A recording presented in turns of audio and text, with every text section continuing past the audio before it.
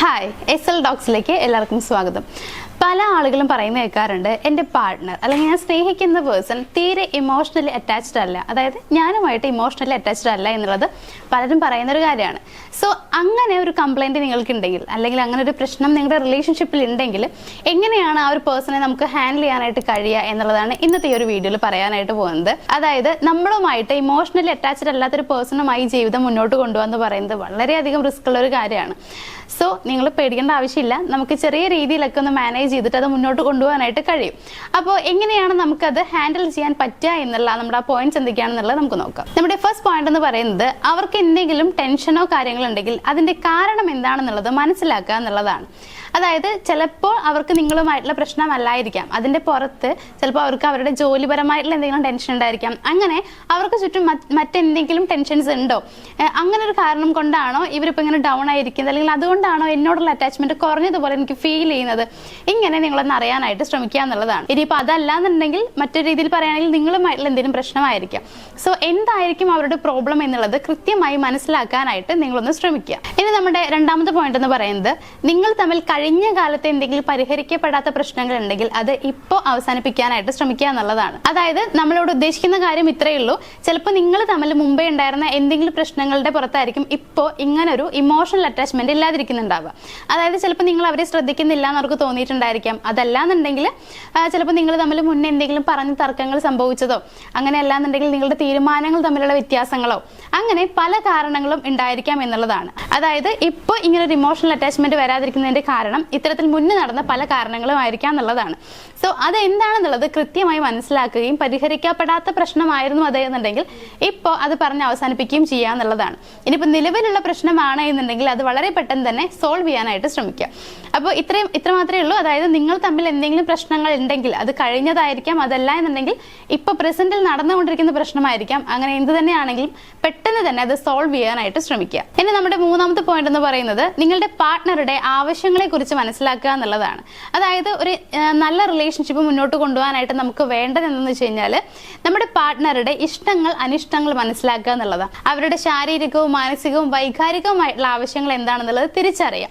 Then അവർക്ക് ഇഷ്ടമുള്ള കാര്യങ്ങൾ എന്തൊക്കെയാണ്, അല്ലെങ്കിൽ നമ്മൾ അവർക്ക് ചെയ്ത് കൊടുക്കണമെന്ന് അവർ ആഗ്രഹിക്കുന്ന കാര്യങ്ങൾ എന്തൊക്കെയാണ്, ഇതെല്ലാം മനസ്സിലാക്കി ചെയ്ത് കൊടുക്കാനായിട്ട് ശ്രമിക്കുക. ഇങ്ങനെ ചെയ്താൽ മാത്രമാണ് ഒരു നല്ല റിലേഷൻഷിപ്പ് ബിൽഡ് ചെയ്തെടുക്കാനായിട്ട് കഴിയുള്ളൂ എന്നുള്ളതാണ്. അപ്പോൾ നിങ്ങളിവിടെ ചെയ്യേണ്ട കാര്യം ഇത്രയേ ഉള്ളൂ. നിങ്ങളുടെ പാർട്ട്ണറുടെ ഇഷ്ടങ്ങളും അനിഷ്ടങ്ങളും എല്ലാ കാര്യങ്ങളും മനസ്സിലാക്കാനായിട്ട് ശ്രമിക്കുക.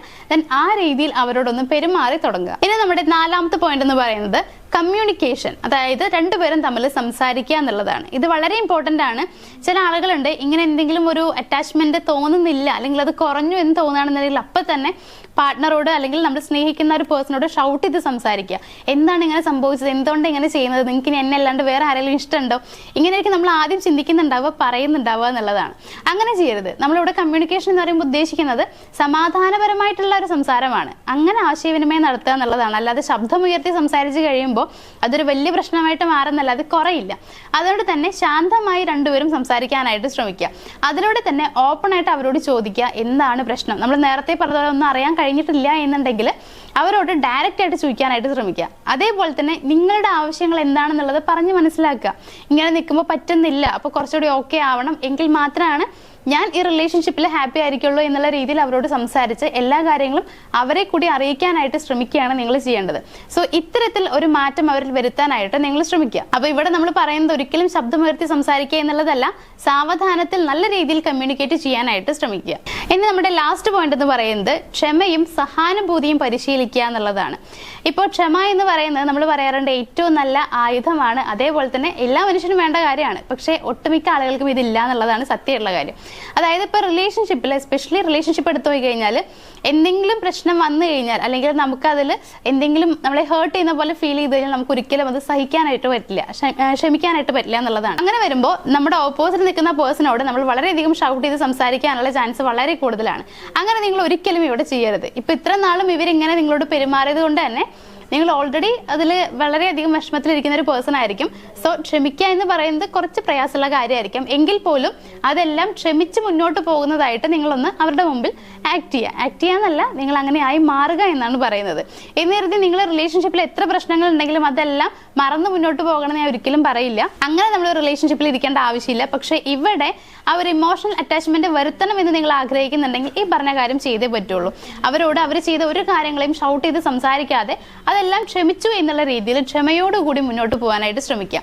ഈ ഒരു രീതിയിലാണ് നിങ്ങൾ അവരോട് പെരുമാറുന്നുണ്ടെങ്കിൽ ഉറപ്പായിട്ടും ഈ പറഞ്ഞ പോലെ തന്നെ നേരത്തെ പറഞ്ഞ ഒരു ഇമോഷണൽ അറ്റാച്ച്മെന്റ് അവരിൽ ബിൽഡ് ചെയ്തെടുക്കാനായിട്ട് നിങ്ങൾക്ക് കഴിയും എന്നുള്ളതാണ്. സോ അതുകൊണ്ട് ഞാൻ ഇങ്ങനെ നിന്നാൽ ശരിയാവില്ല എന്ന് മനസ്സിലാക്കിയിട്ട് അവർ തന്നെ ആ റിലേഷൻഷിപ്പ് മുന്നോട്ട് കൊണ്ടുപോകാനുള്ള മുൻകൈ എടുക്കും എന്നുള്ളതാണ്. സോ ഇവിടെ നിങ്ങൾ ചെയ്യേണ്ട കാര്യം എന്ന് പറയുന്നത് ക്ഷമയോടുകൂടി സഹാനുഭൂതിയോടുകൂടി അവരോട് പെരുമാറാനായിട്ട് ശ്രമിക്കുക.